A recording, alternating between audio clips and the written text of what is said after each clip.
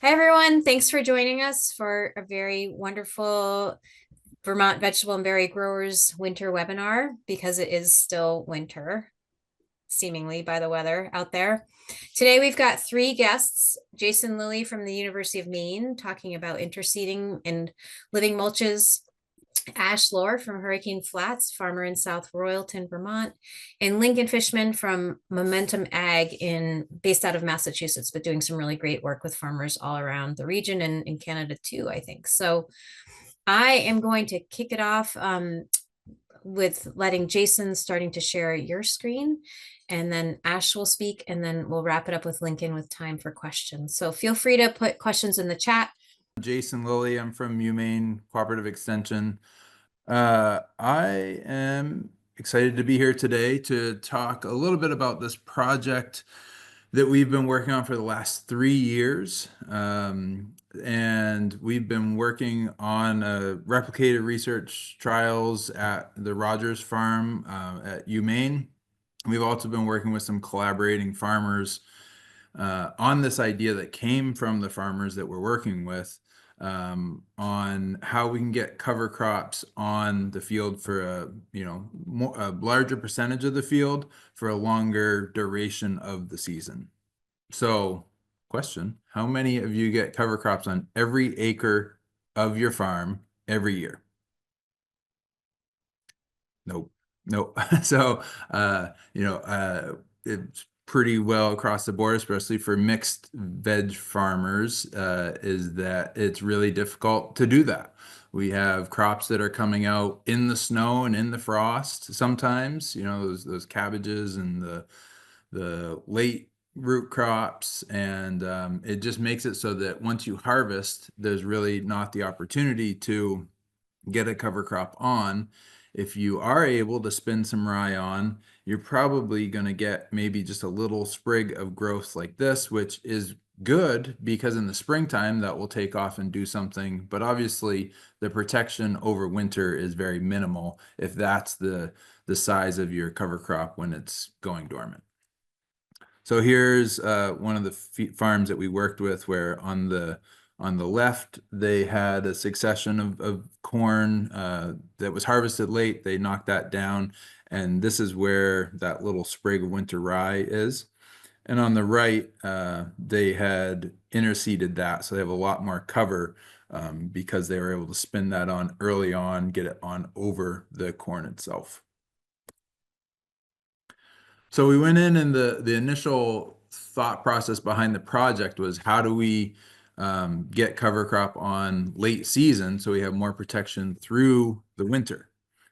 And even just in our pilot project, where we just had 2 farms that we trialed this on, like individual blocks of corn, we saw another major benefit that the problem is that we're having these huge 2-inch, 3-inch rainstorms, and if we don't have any coverage except for the crop, and especially like something like sweet corn where there's not a lot of soil coverage, we're prone to this real erosion and a lot of soil loss even during the growing season.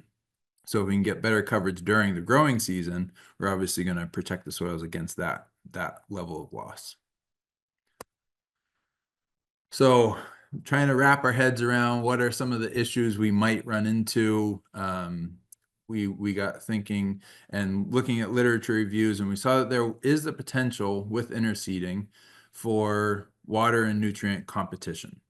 So we wanted to think through our species selection to try to minimize that level of competition. We also knew that if we grew a cover crop and it was big and large and robust, usually when we're thinking about cover cropping, we're thinking about like a lot of biomass. Well, this is a different application. We want a small amount of biomass so we don't, overcome the crop and end up with disease issues.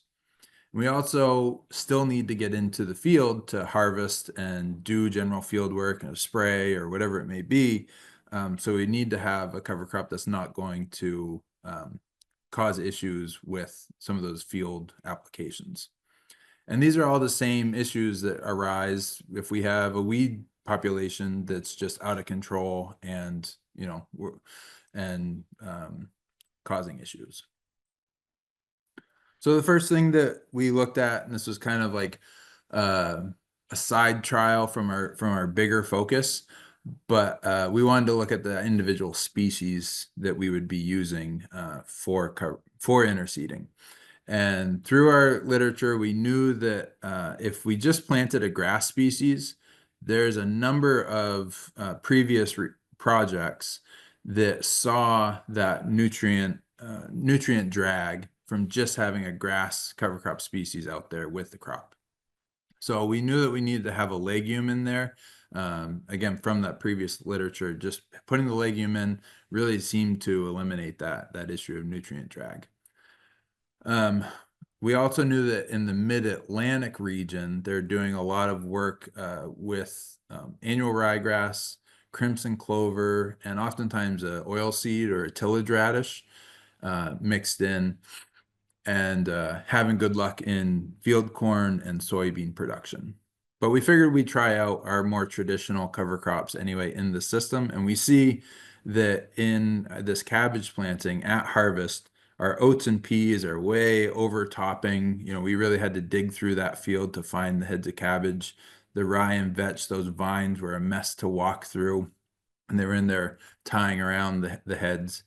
Um, but the ryegrass and clover that stayed fairly low and just made a nice ground cover for the most part.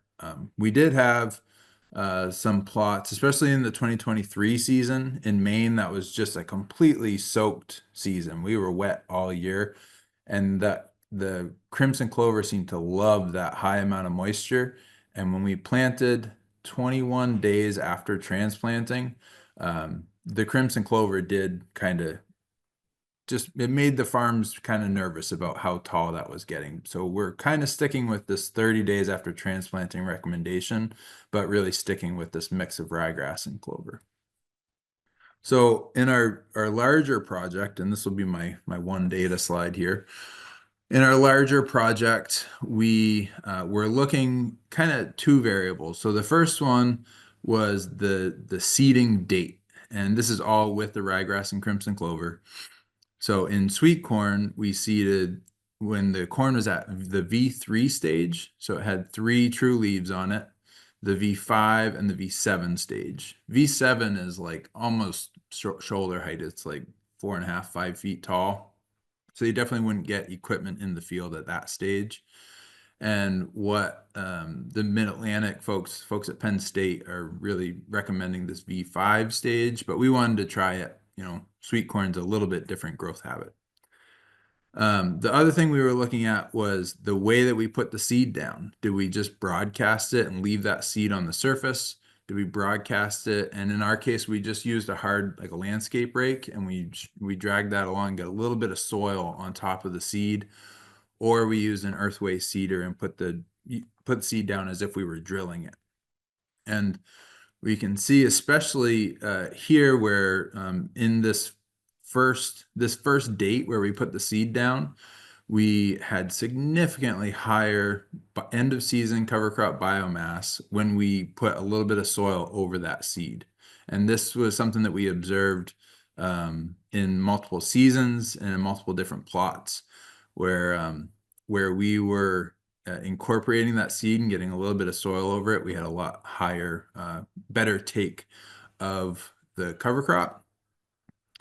And alternatively, the weed biomass at the end of the season was much higher where the cover crop biomass was lower.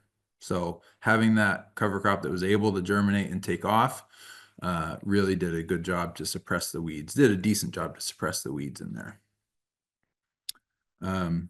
And kind of, I mean, it's not really represented here, but you know, when we waited later, we had kind of lower biomass of the cover crop versus seeding earlier. But a lot of this is dependent on if it rained or not.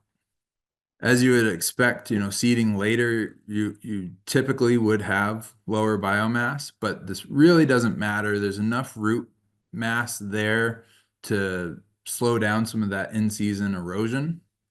And once you go through and you harvest the crop off and you maybe mow that off and sunlight gets in at this, The fact that this is established, it really does an amazing job to just take right off at the end of the season and grow and fill in and give you good coverage versus having to go in and seed that in late October or whenever it may be.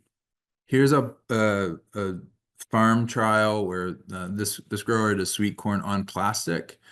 And in this row, we put that ryegrass and crimson clover seed down, and then they cultivated between all the rows at the same time. So they turned this seed in and they killed the weeds over here.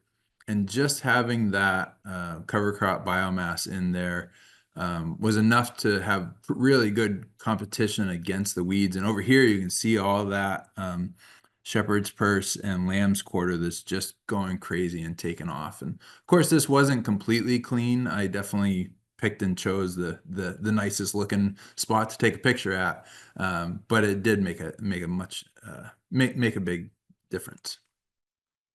Some logistical considerations.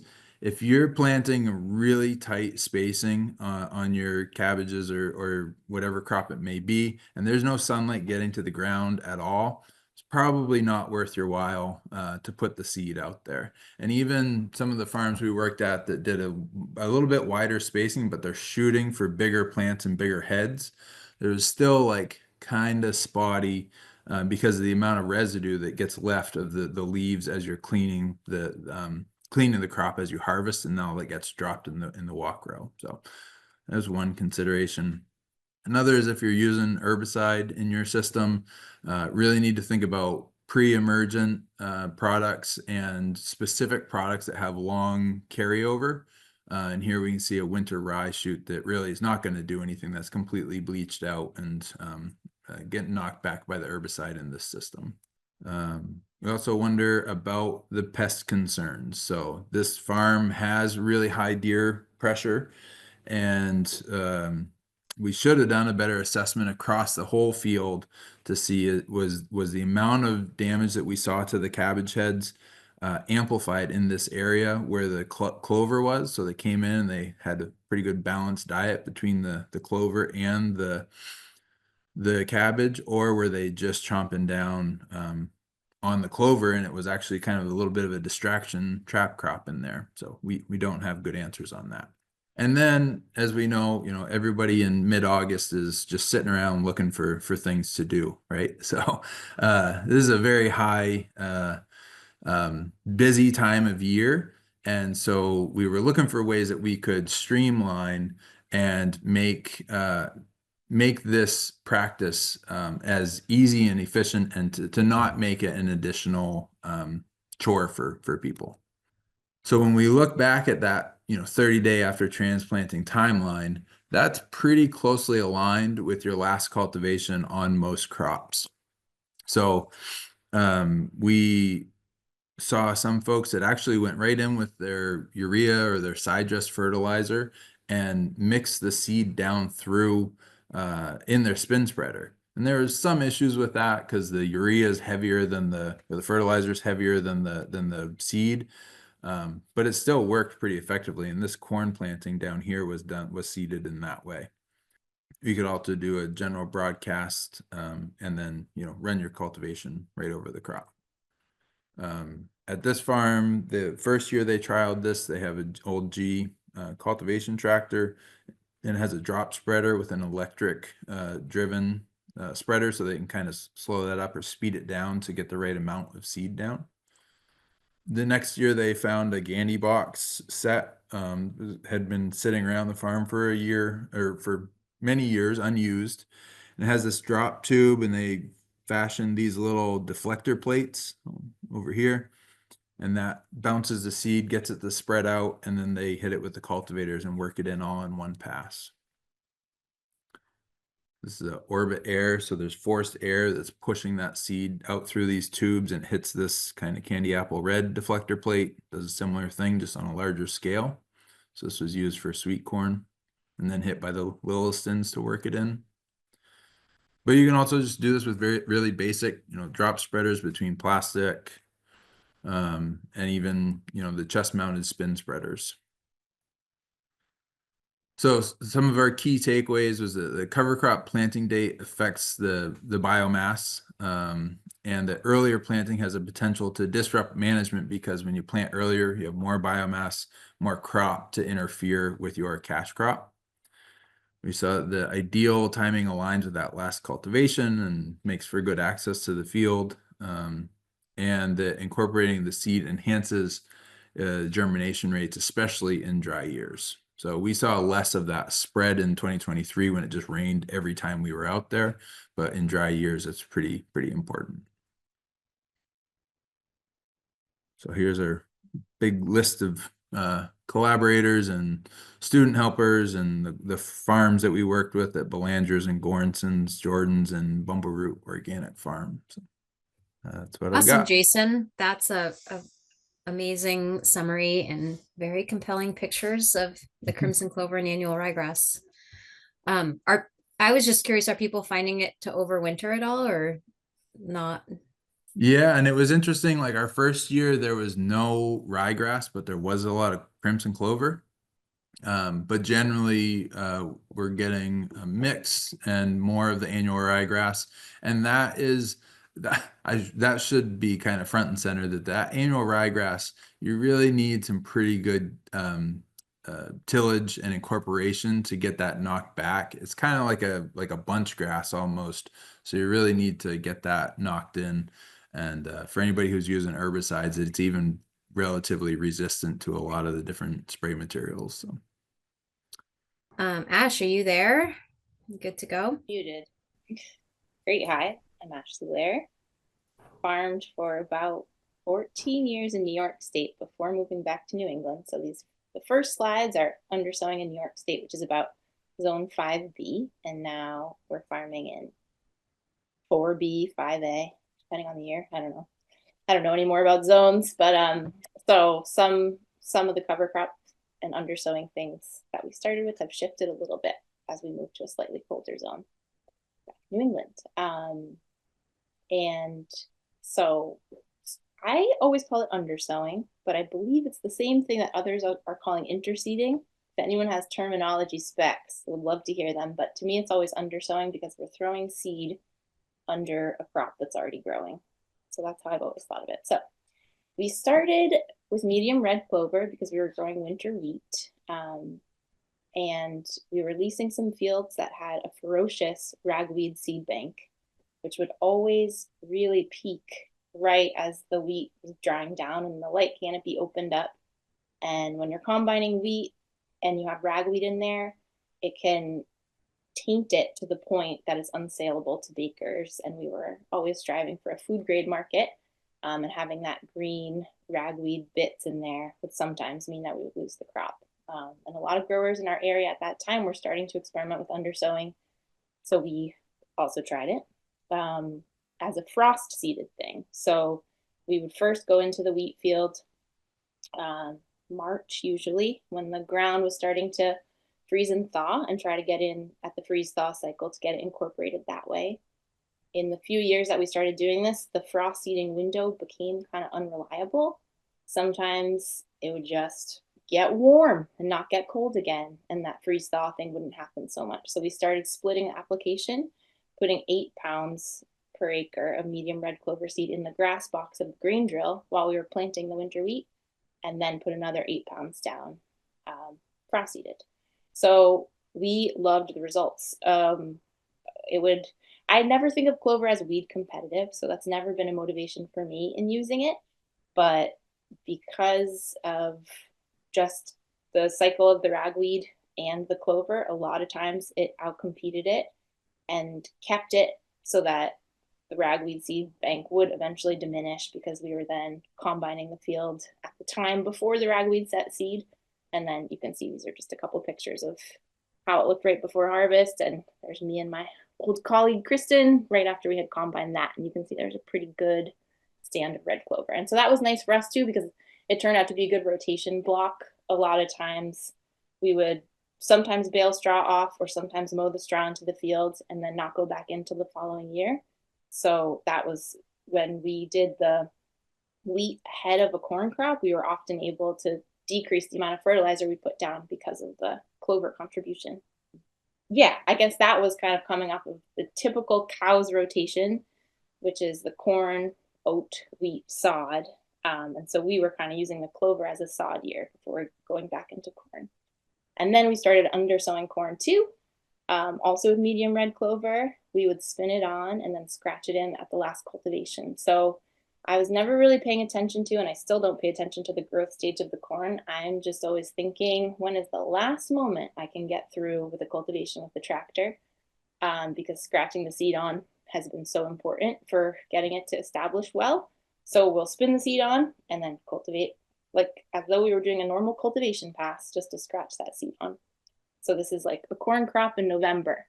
This is in 2015, and you can see kind of what the clover looks like, because it's the same deal like when the corn dries down and the light canopy opens up, the clover is just right there and ready, which is really nice going into the winter too. Then we started undersowing winter squash also and brassicas. Same deal, always at the last cultivation. So always trying to think about the last day that the tractor is going to go through and throwing on seed before that. I feel like for me, though, a big consideration with undersowing is how clean the field is. Because even after the last cultivation, if the field's still weedy, we'll go in with hose to clean it up and keep it clean so that we're not contributing to the weed seed bank any more than we need to be. If we have time, we'll always keep going through. But once the clover's down, we can't really use hose anymore. So if a field isn't clean, I don't really want to undersow it. So we settled in at medium red clover at 14 pounds an acre, started experimenting with yellow blossom sweet clover, which we put a little bit higher. And then we started doing crimson clover, even higher at 20 pounds per acre. And the crimson clover I started experimenting with because this was never really dialed into a perfect rotation science. It was more putting seed down where there were windows, and then in the winter figuring out what was going to go where. So the crimson clover was nice because theoretically it was a winter kill that would leave open a better spring opportunity for different crops. Because definitely one thing we ran into with medium red clover was that plow down could be really challenging. I usually did not and still don't flail mow it before plowing it down, just plow it down directly, but definitely had some really rough days when the clover got a little past where I should have plowed it down because I was behind on stuff, and just like moldboard plowing tough ropes of clover stems and having to get off the tractor and pull them off the plow was unfun. So because it's such a busy time of year and you can't always hit the window for incorporation, I was eager to try some other clover varieties that might be a little easier to incorporate in the spring, hence the crimson. Though what ended up happening with the crimson clover in zone 5B is it pretty much overwintered every year. So it was there still in the spring. It wasn't actually a winter kill. And then the yellow blossom sweet clover I started trying to put in places where I thought we probably were going to fallow it the following year. In that time, we were releasing some heavier fields. So I was also really interested in the taproot action to break up some of the compaction. But it was definitely a waste of seed if we were going to just plow it down the next spring. So I would only usually put it down if I was pretty sure we were going to be able to leave it for the following full year. And then we took over from Gio and Sharon at Hurricane Flats, where they had already been growing a lot of popcorn, which we also had been doing. So we just kept undersowing, just in a slightly different zone.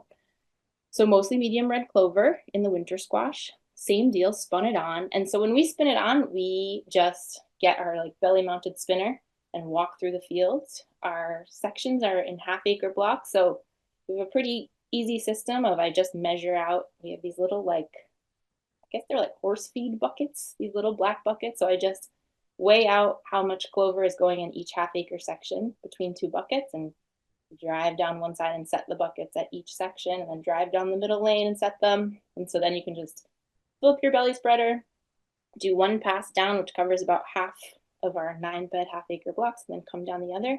So within half an hour, we can quickly spin on clover on all 4 acres of our popcorn.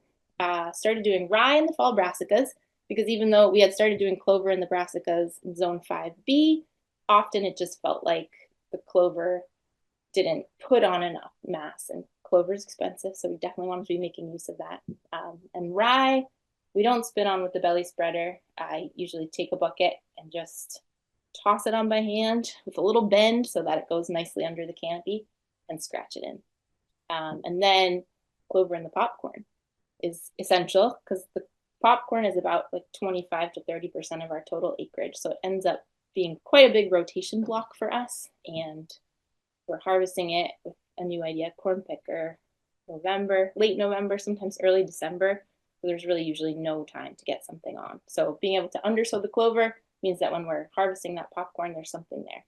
Yeah, in 2022, we did 3 clover varieties, but we tried yellow blossom, crimson, and medium red. This is crimson clover and ruby red in November, and this was 2022, which was a super dry year. So one thing I've definitely noticed about the crimson clover is it tends to do really well in a dry year compared to the other 2 varieties, and this year just definitely didn't have that amount of mass on them.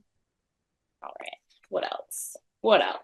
So yeah, so then I think it was the winter of 2022. So Dutch white clover is something that I had considered on and off for a bunch of years.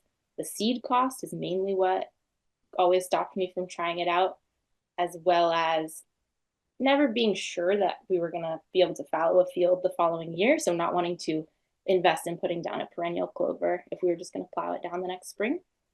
But then 2022, that Veg and Berry Conference in Manchester, heard about what Lincoln was trying with Dutch white clover, both just as an undersown cover crop like I had been doing, but sounded like it incorporated much more easily than the medium red clover that I had been used to, which was appealing. And also I heard that they had been working on some planting into living clover trials, which seemed like then it could offer a more flexible rotation where we could plow it down without too much trouble or possibly even plant into it. And then through Momentum Ag, we got some clover seed. So that helped me break the mental barrier and try Dutch white clover. So this is it in some asparagus drive rows. And then we undersowed all of our winter squash, also at a very high rate. I think this year, Lincoln suggested we undersow at 40 pounds to the acre, which was higher than I had ever undersown any clover. So that was great. That helped it really establish nicely. And the interesting thing that happened in 2023 is we undersowed all the winter squash, and then we flooded. And then the floodwaters receded and the clover was germinating. So that was kind of an exciting thing. Made it feel like, I don't know what's going on here, but that's cool. The flood was terrible, but here's some clover growing. It's kind of a hopeful thing. And then this is, later in the year, it was a totally crap squash year, but there was a nice stand of clover underneath during the flood. And then here is 2023, same flood year, Dutch white clover in the popcorn. So that was July 6th was our last cultivation that year, which was just before the flood. And we put it down at 40 pounds to the acre. So you can kind of see here through the year, just how it looked going forward. And I was quite happy with the stand. It was a really clean crop going in, and it held really well. And after the flood, as everyone knows, it continued to be a horrible wet year. So it was a really great thing to have. It held the moisture really well. And then like in November, as we're getting ready to harvest, sometimes there's a little bit of snow, a little bit of ice under the corn picker, and having that clover is actually really good traction for mechanically picking. And then we have an aftermarket flail chopper on the corn picker that chops the row that you just harvested while you're harvesting the next one. So you can see in the December picture that it kind of shreds the material from the corn a little bit and throws it on top, which is nice. So, feel good about leaving it going that way into the winter. And then we kind of picked which of those blocks of undersown popcorn with Dutch white clover looked the best, and then chose a block to try a living cover planted winter squash trial. What do we call this? Yeah. So the concept is to basically mow the Dutch white clover, make a furrow in it, plant into the furrow, and then clip the clover and just let the crop grow in there. So we did a trial that was Dutch white clover next to bare soil, and then roller crimped rye next to bare soil. So this is the spot we chose, and that's it coming in April. That's how it looked in May. And that's how it looked in June, right before we clipped and planted. I was concerned, like you can see in that May photo, that's still quite a lot of residue from the popcorn. I was concerned it was going to get all hung up in our toolbar. But the nice thing about those two particular crops is that the popcorn is in 2 rows and we were planting winter squash just in 1 row right between them. So that staggering worked in our favor. Aha. And then we got a CEIP grant for the equipment because we didn't actually have the tools on hand to accomplish this trial. So this was great. This helped us delve in a little bit to some of this no-till planting. So this was a custom toolbar that I worked with JM Shirk to manufacture that has a fertilizer hopper on it. So it's 2 coulters with 2 rippers and 2 baskets. So that configuration and that picture is set up for how we're doing garlic. We're doing garlic into rolled oats on a 2-row spacing, but then we can take one off and put it in the middle set to just do the squash. And last year I took the basket off, and this year we're going to do it in rye, and I might try to put the basket on. But so in the middle, that's the roller crimper, and then on the right, that's how we had it set up for squash. And so that's a picture of the crimped rye. The crimped rye was, Aroostook rye, which grew quite tall. I had never grown it before. I had always just grown whatever. Winter rye came my way for cover crop, that is. And so we seeded it on September 16th at 150 pounds. In mid-May, it was really windy and a bunch of it lodged, which set it the wrong direction. So in roller crimping a field, you want to go in one direction so that then you can run your toolbars in the same direction. And when it lodged, it fell in a couple different directions. So in the spots where it fell incorrectly, it was quite hard planting. But then in the spots where it lined up with the roller crimper, that was great. We definitely rolled it twice. And in the future, I think what we'll do is roll it at the very beginning of anthesis, right when the rye is going to flower, like at Zadok 61. We, for roller crimping, had been really waiting until it was at the very end of anthesis so that it would fall over. But we're going to, this year, set the direction. So right at the beginning of the rye anthesis, go through the field, roll it the way we want, knowing that it will stand back up, but then we can come back in and then hopefully it'll all be laying in the right direction. So that'll be, we were looking for when the anthers move from the center to the tip and the base, but now I think right when we see the first anthers, we'll head in there. Yes. And then this was planting day. So we clipped the clover on the same day we planted, just because whatever, it was a crazy week. And then went through with that no-till toolbar to make these furrows and put the fertilizer in. And then we were able to follow these furrows with the water wheel transplanter and set them in, which planting went pretty well, I thought.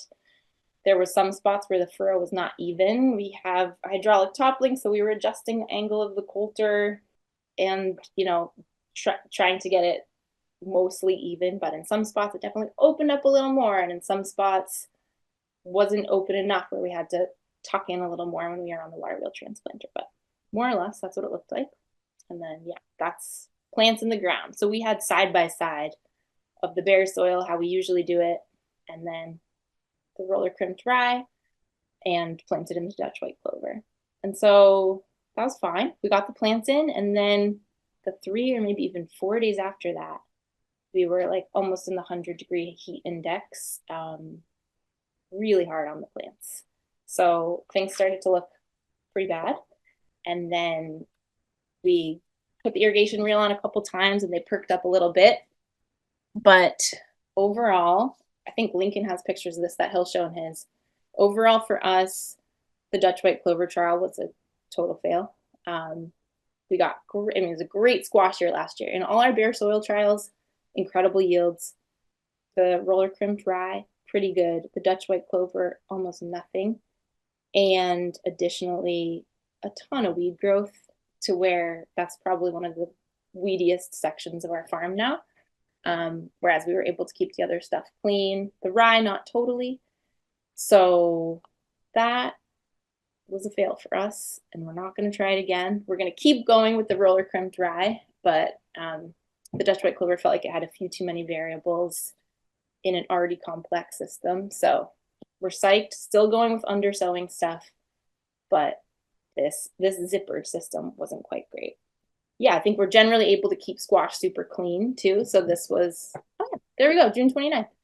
So that's, you can see on the left is how plants were looking on June 29th in bare soil. In the middle, you can see not only were the plants struggling, they were like a magnet for pest pressure. And then in the rye, things were going okay, kind of medium. And so what we did is we did 4 varieties and we replicated them across the different treatments to see. And it was, the results were pretty much the same over all the varieties. But so we're gonna, this year what we're gonna do is we're gonna roller crimp the rye, plant squash into it, then side by side roller crimp rye, seed clover into that, because one of the things that was happening with the rye is as the straw broke down, some weeds did grow up through it. So we actually did like a very awkward weed whacking pass through there, did some hand weeding in there. And so maybe we're hoping that by seeding clover into the rye, that will help a little bit with the weed competition that happens later in the season. And then we're going to compare that to bare soil too. Awesome. I just had a quick question, and you probably mentioned this, but I was so focused on changing your slides. Okay. What rate are you seeding your rye at for the roller crimp? So that Aristook, I think we did at 160. Okay. That's what we did. That's what we planted again in the fall. That will roller crimp. But I'm very curious about seeding rate in relation to the roller crimping. Yeah, Great. no, Aristook we did at 150, and then this fall we actually didn't use Aristook. We used just like VNS rye, and that we put down at 160. Thank you so much, Ash. That was beautiful slides. Thank you for taking the time in April to do that. Lincoln, you're up. Ash, that was so great. And I feel like you're the best resource for people in our region to think about interseeding. You've just given it a tremendous amount of like careful consideration. And it's just amazing to watch. I did this like, and then I just was adding a few things to it as Jason was going. I will talk about the clover living mouse stuff. I think we don't have much time. So I'll chop some stuff out too. But one of the things that's come up with people who are successfully interseeding, so we are doing these living mulch trials, but sort of the first chunk for a lot of people is interseeding to get that stand established. So we've got a lot of pretty sloppy qualitative data at this point about like how that's successful or not successful. I'd say the number one thing is like, is the person treating it like a cash crop? And, to hear Ash talk about it, like dialing in the clover rates, like by the pound, really specifically, and trialing different varieties, like that is the kind of attention that all of us would bring to our vegetables. And I think, if there's sort of one thing that differentiates successful interseeding from poor interseeding, it's just whether the person's like fully focused on it, which is hard. I'm not like saying that that's easy, but I think, yeah, if you want to be successful, you sort of have to like treat it like a cash crop. And then there's some pieces you can pre-plan, right? Like choosing a symbiotic pairing. What equipment are you going to use? You can target a date and then think about what's going to happen the following year. Like Ash is talking about, the difficulty of plowing down medium red, or the investment of getting something that's going to be perennial versus annual. But then there's a lot of factors that really are like float in the season, and you need to like work with what's happening. And the forecast is maybe the biggest one, right? Don't do it before 2 inches of rain. And then kind of balancing all these pieces, which is canopy closure, last cultivation, and then your personal tolerance for weeds and what the weed control situation is in that season, in that block. So I don't know, I would love to put together like a little something. This is very random. I'm not hanging my hat on this. No one should take this and be like, oh, this is how I should plan I truly just sort of threw it together. But it would be cool to have a little tool like this, I think, so that people could go through a decision-making process, both preseason and then also something to be looking at in the moment or in the week leading up to the actual event. So, okay, real quick, my farm is in Western Massachusetts, but it's high up in the hills, so we're quite similar to lots of areas in Vermont. We're at like 1,700 feet. And historically, we've done mostly storage crops, and we're very sloped. And so, you know, we were trying to do a whole lot of stuff to stop erosion, like these beds on contour. And you can see this was a very light disking to get that oat pea residue in there, but it just wasn't good enough. And we were seeing like really significant erosion. And so we started undersowing, interseeding, whatever. And it got to the point that it's almost in everything.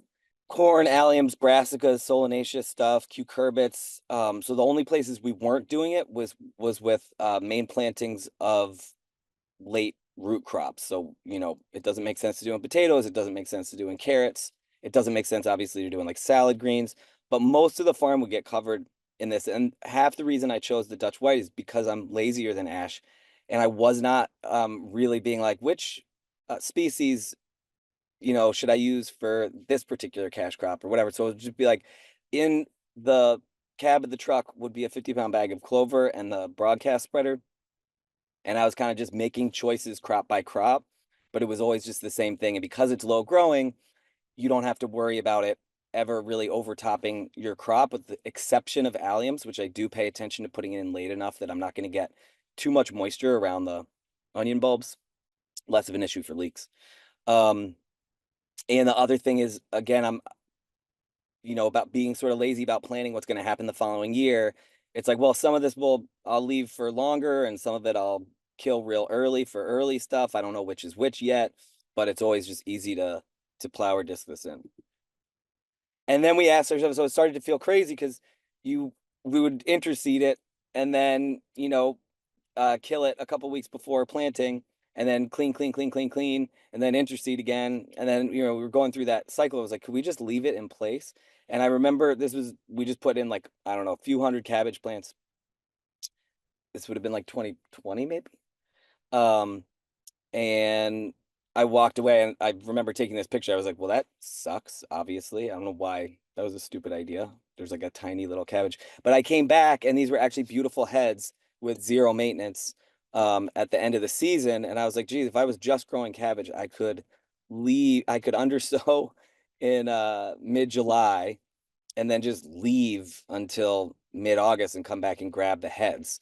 So I just had that early success, and I always show Ash's squash photos because it has not been successful across the board.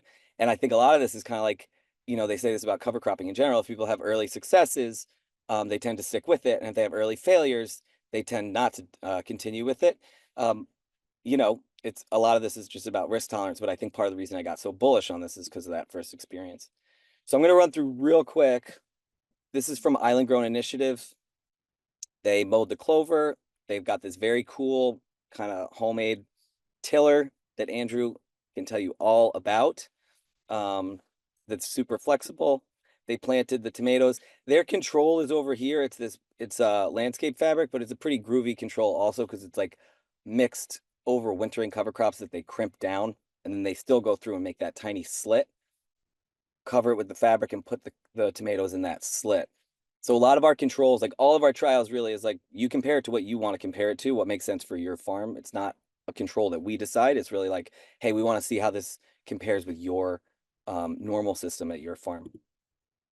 Going through the season, and these did really, really well. And it was just nice to see that green all year. Last year was their second year.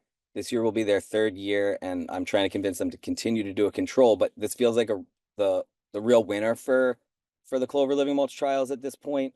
Oh, I should have said, after doing the Living Mulch at my own farm, I started Momentum Ag with a friend, and one of the goals here is just to run lots of trials all over. So I don't know where this slide is, but we have like 20 farms that are participating in Clover Living Mulch trials just to see if we can work some of this stuff out. Anyway, so this one feels like a real winner, and this year they were ready to just sort of not treat it like an experiment anymore and just be like, oh, well, this is our system for tomatoes. And this is Ash. So on the other hand, this was how wilty they got on the left-hand side. And on the right-hand side is the plant did jump back a few days later, and we thought it might go okay, but it feels like that early hurt was super significant over the course of the season. There you go. It's 99.9 degrees.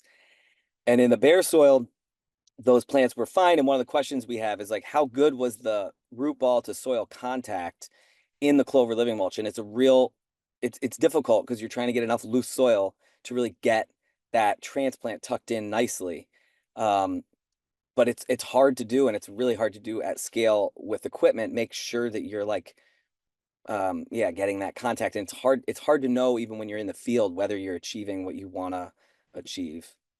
And so here you can see that on the left hand is the bare soil squash, and on the right hand is the hardly growing squash in the Dutch white.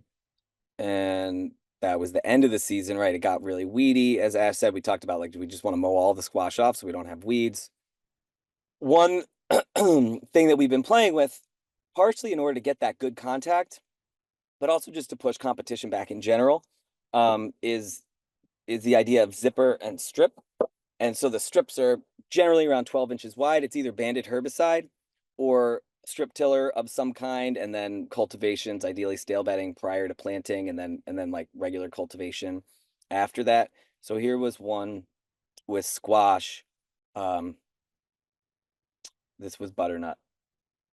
So the controls on the right, you can see just the condition of the soil surface there in the middle of the field. And I don't have enough pictures here, but the clover squash did better in this case than the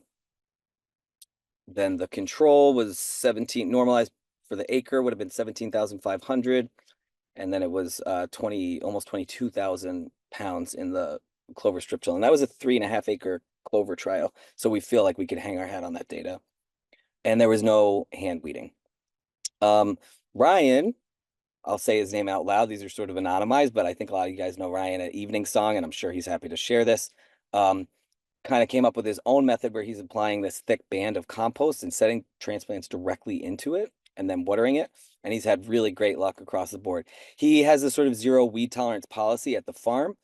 And for people like that, and Ash, you're one of them too, the potential for weed escapes in the Dutch white clover is unacceptable, versus some folks who have a fairly high weed tolerance where they're like, oh my God, I love that the clover is keeping 95% of this stuff at bay.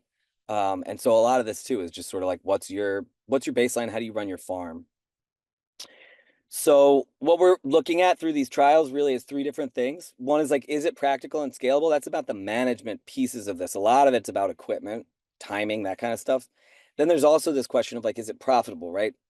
Are you getting equivalent yields, or do you have labor offsets? Is it higher or lower, or your inputs higher or lower? Like really trying to paint a profitability picture, which is difficult at this point because when people put in a trial, right, it's the first time you've done it. You're fundamentally not going to be efficient at it, and you're not going to do it the right way. So I don't feel like we have great data about profitability yet, but that's the goal, is to be working towards that. And as people get into year 2, 3, 4, there starts to be like an actual system that they're using that we can come up with better numbers for that. And then the third thing is we want to verify. There is so much university research about clover living mulch and 0 farms who are doing it commercially. It's been frustrating because the focus at the university level is what are the ecosystem benefits, and like study after study after study is like, it's great in whatever way we're looking at it. Reduces nitrogen and phosphorus leaching. It increases insect diversity. It increases soil health stuff, and blah blah blah. And what they're not really asking is like, okay, well, all that's great.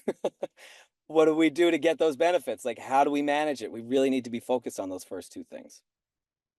So the trials that we ran last year, we tracked 47 trials. A lot of farms ran multiple trials, so it's not 47 farms. We lost data on 8 of those, but of the ones that we have, we were about 69% successful. But what does that mean? I thought it was going to be based on yield, but it really wasn't. Like, as I was asking each farmer at the end of the year, do you feel like the trial was successful or not? They were answering in all kinds of different ways. So it was finally like, okay, you just have to say yes or no. It was successful or not successful. And you can see a couple of the farms that I just showed you the slides were like, yes, totally. Ash is like, obviously not. Some people were really kind of more in the middle there, where it's like, well, Would I be happy with this as the whole system on my farm long term if it looked like this every year? Not really, but I consider it a successful trial because I feel like I can see a path to success for us, and I was glad to participate for a variety of other reasons, especially for organic farmers at scale. There's very few tillage reduction options out there, and so I think it felt really good for a lot of people just to be doing something that they could picture the path to adoption. And then, you know, we're seeing the benefits we expect to see, uh, which is great. I just had to aggregate all this for a grant and a final report and a talk yesterday. Respiration's like the real winner. This is 44% more respiration happening in clover living mulch than in the controls. And again, this includes a lot of pretty groovy controls.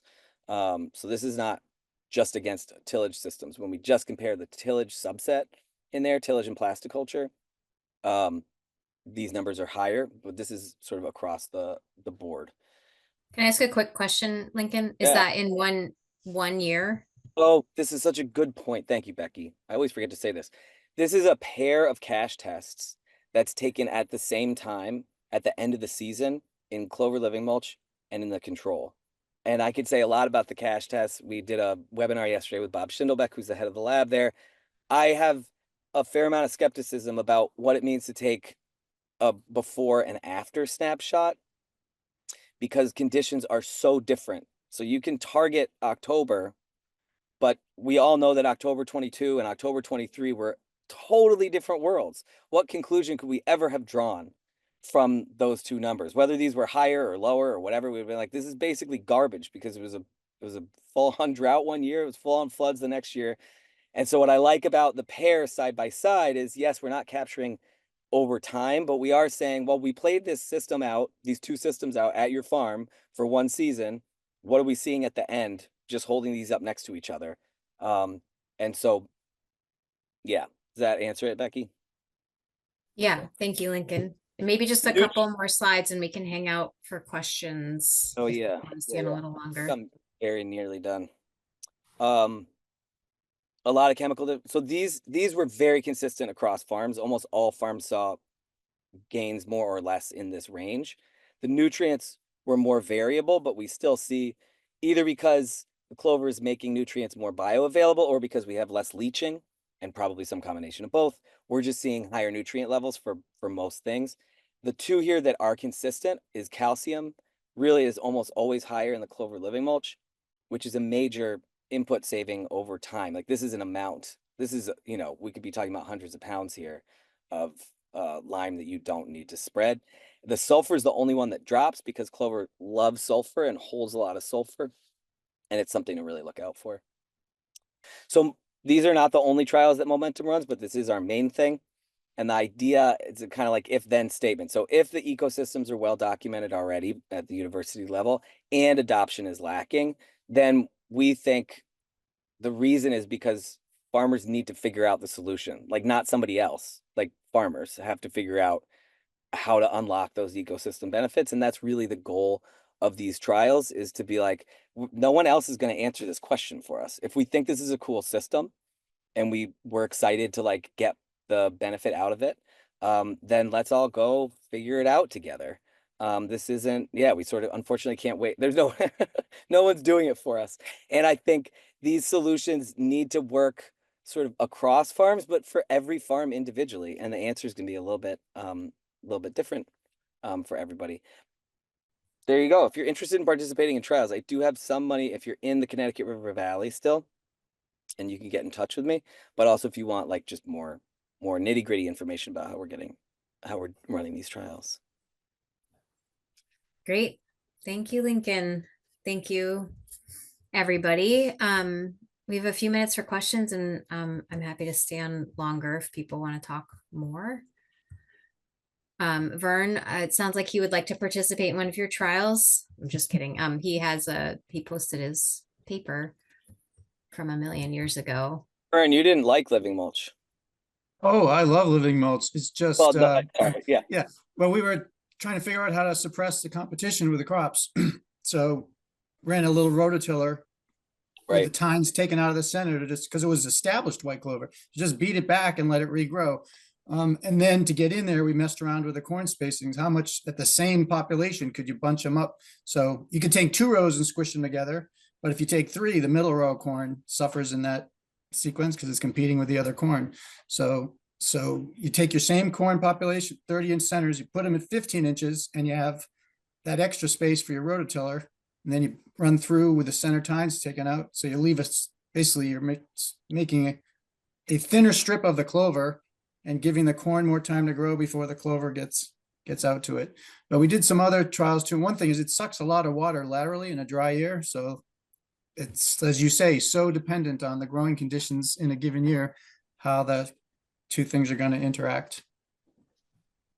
Yeah, and it's that variability that I think is, just keeps me interested. So like those were some poor yields. UMass is one of the trials I was tracking last year, had beautiful silage corn with just the system you're describing. So to me, my question is like, what's the what can we figure out here? Like, why is it working sometimes and not working other times? What are the levers we can pull so that this is more reliably successful? And it might be that it's farm to farm and just doesn't work in certain places. But my feeling, that may be true in a certain subset. My feeling is that as we keep working with this and asking why the successful ones were successful and the not successful ones were not successful, we can start to come up with a little more of a playbook to push this in the right direction. Question for Ash. How do you manage your fertility in the strip tilled system, and did you, in the living mulch system, did you try to put down any fertilizer or incorporate any there? Yeah, so that toolbar from JM Shirk that has the fertilizer hopper on it, the tubes go right down into the furrow where the coulter and the ripper are. So we actually did the same application rate in all the treatments. Yeah, maybe with a little extra sulfur in the clover. And Wait, didn't you dial down your nitrogen? You're saying your bare soil plot, you also use the Shirk to put the fert just in the slot? Yes. I've forgotten that. Cool. Yeah. Okay. they had starter fertilizer and no broadcast or side dress? No. Yep. Interesting. And that's normal for you? No. Normally we would broadcast and incorporate everything. Sorry, but the no side dress is normal for you? That is normal. Yeah. Okay. I was curious, Lincoln or Ash or Jason, if there's any like talk of like exit strategies as you're developing these systems, like in Ash's case, would there be a moment or a piece of equipment that could reduce the negative consequences as they're happening? Or like if like on a dry year, this really doesn't work and the season turns the corner into a dry year, are people just bailing and able to bail? Well, I have two kind of answers to that. Well, 3. The first is no. When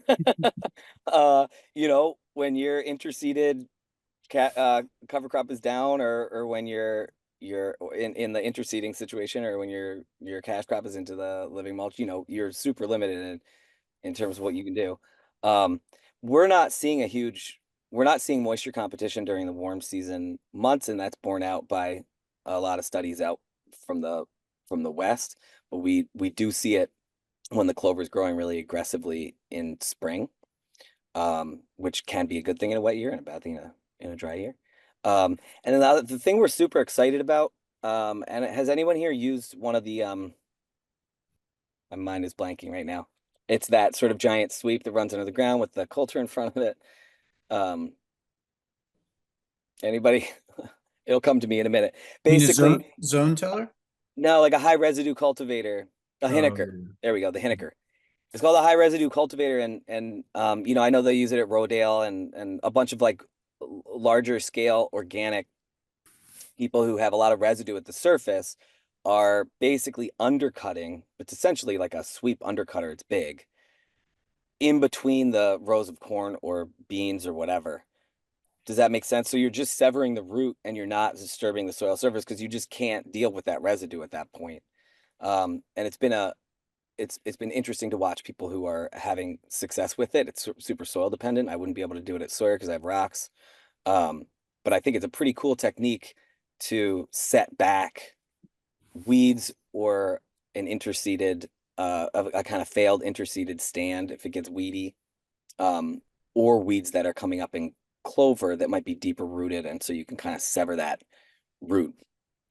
So that was part of our timing trial, was when, like, a realization that when you put seed down 10 days after you transplant, well, that means that your cultivation approach is done 10 days, and you're like, your weed management, unless you go in there with a weed whacker or a mower. We've got some people that are intentionally using narrow mowers with the mulch, the chute that's like covered over and all that. But anyway, that's why we're leaning towards this 30 days after transplanting. So you've got more potential competition from the cash crop, and you can kind of watch it too. Like, is it a dry season? Like, should we actually do this? It gives you a little bit more leverage to make that decision on whether you're going to pull the trigger or not. Where we saw more issues was actually in the wet season, where the cover crop had more resources. So it wasn't really nutrient competition. It wasn't water competition. It was just that overtopping, and the reduced airflow. We did actually just observationally see a little bit of purpling on the cabbages in those fields where we where the clover took off too much. And Ash, that's why I think your strategy's so good. It's basically, I always wait till the last minute. And sometimes I won't even interseed if I don't like what the weeds look like in that block. And just to say too, a big difference between undersowing, and that's just a first year clover that's growing, versus what we tried to do last year, which was, I think, the moisture competition from the second year clover that had that whole established root system was beyond what I could have even imagined in that dry spell. But I think those two moisture competition levels are very different depending on the age of the clover. Totally. Right. In one case, we have a super dominant cash crop with clover sort of struggling to get established underneath it. And the other, we have a super dominant clover with a cash crop struggling to get established within it. It's a good point. Yeah. The sort of balance of power is reversed in that second year. So many metaphors there. Have Try you- not to say things like that anymore. I tried just to talk about it in terms of symbiosis versus antagonism. I don't like that. Have you had any fields that you've had the Dutch white clover, and Ash showed those pictures in June where it's heading out? I'm still trying to wrap my head around the reseeding process. And have you had like fields that you've had that issue, you worked it in, and you're trying to maybe go clean till or just back to a traditional system, and you're like, oh man, there's actually now a white clover seed bank here that we're fighting with? I'm sure that it's true, but they're not a weed that you care. Like, you're going to cultivate for other weeds are always more important. So like if they're germinated, you know how slow they are to go. Right. It's, I'm cultivating for Gowansoga. Mhm. Only. Yeah. And if there's some clover in there, I don't notice it. It'll never get big. You know what I mean? It's not like, oh, I missed 2 weeks and now I can't kill it. So I'm not worried about it as a weed. I haven't heard anybody bring it up in the sort of year following their trial, like, oh boy.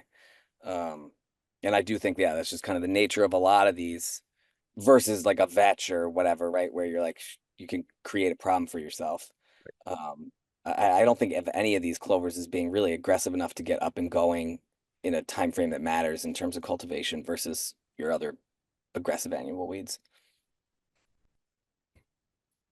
Great. Thank you all. I know we're over time if people want to hang out and chat more, but I would like to respect our presenters' time. If you guys have other things to do, you probably do. I was just gonna hang out, go to the sauna for the afternoon. So I hear that's what everyone's doing in We don't Maine want to right stop now. No, thank you all so much. That was really rich information. I'd love to like just plan on having you all speak again next year and touch base and hear how the trials are going. So thank you so much for your generous sharing. Great, thank I'm you. psyched I'm psyched for Ash's trial this year, which I think is a really interesting, like it's halfway between living mulch and interseeding. And Ryan sparked this idea for me because he had like tarped down this rye vetch over winter cover, took the tarp off after a week or two, broadcast clover everywhere, and transplanted Brussels the same day. And it was just like a beautiful, he wasn't dealing with any of the like competition issues on the one hand. He wasn't dealing with any weed issues on the other hand because he had this thick mat of residue. I didn't think the clover was going to get established, but it came in really nicely. And so we're going to, sort of be using that method at Ash's place with different variations on that at 2 other farms. But it's just cool. I think it could open up. It also just means you don't have to pre-plan where your clover is the previous year. You're like, I'm going to get established wherever that crop happens to be, whenever that happens to be, into rye, which is, just obviously easier to get established in that previous year. Yeah, we're going to see how that goes. Super. It would be cool to aggregate this into sort of a framework of risk, I guess you would say, because I mean, again, been doing this 1990, we did trials on Paul Harlow's, and it was the same thing. The last pass in winter squash, I mean, putting ryegrass down was pretty much no fail. You get the coverage of the canopy, you're not going back in anyway. The cost is low, the competition's low. And then we did the same for hairy vetch and oats or rye over winter, like mid-August with peppers, and again, just getting winter cover on. But then as soon as you start to have anything from year to year, you got competition. He's trying to get in earlier and get more coverage, and just to help people understand there's kind of continuum of risk with more benefit too.